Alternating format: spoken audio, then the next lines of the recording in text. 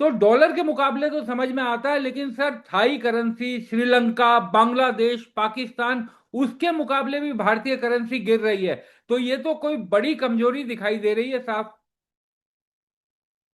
देखिए विक्रांत, आपने बिल्कुल सही कहा। दरअसल इस ओर लोग ना तो इस पे चर्चा कर रहे हैं, ना इस बारे में बातचीत कर रहे हैं कि हमारा रुपया इतनी तेजी के साथ क्यों गिर रहा है।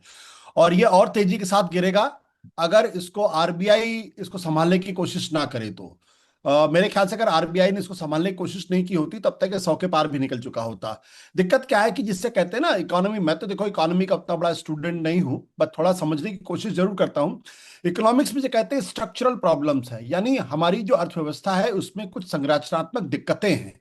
और उसको जब तक ठीक नहीं किया जाएगा तब तक आपका रुपया संभलेगा नहीं। जो फंडामेंटल प्रॉब्लम है, और मुझे लगता है कि इस बारे में प्रधानमंत्री नरेंद्र मोदी की शायद शुरुआत में कुछ जानकारी थी। तभी आपको अच्छी तरीके से याद होगा कि जब 2014 में वो देश के प्रधानमंत्री बने थे, तब उनकी सरकार ने 2022 का टारगेट रखा था। टारगेट क्या था? टारगेट यह था कि मैन्युफैक्चरिंग सेक्टर में जो जीडीपी का कंट्रीब्यूशन है उसको तकरीबन 25% तक हम लेके आएंगे। उस वक्त तक भारत में मैन्युफैक्चरिंग सेक्टर का जीडीपी में कंट्रीब्यूशन तकरीबन 13-14% या 15% के आसपास था। लेकिन आज 2022 को भी बीते बीते 4 साल हो गया है, और अभी तक हमारी जो मैन्युफैक्चरिंग सेक्टर का जो जीडीपी में कंट्रीब्यूशन है वो टस से बस नहीं हुआ। अभी भी 15% के आसपास, कभी 14, कभी 15, कभी 16, कभी 15, कभी 14, इसी तरीके से चलता रहता है।